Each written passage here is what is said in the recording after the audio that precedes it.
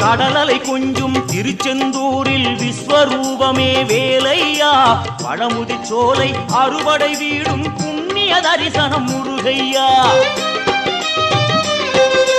திருநீர் அணிந்து வரும் போது நெஞ்சில் நிம்மதி பிறக்குது கந்தையா சுகனே சிவனார் மகனே உன்னை பாட பாட சுகமாகுதையா வேல் முருகா அரோகரா அரோகரா வேல் முருகா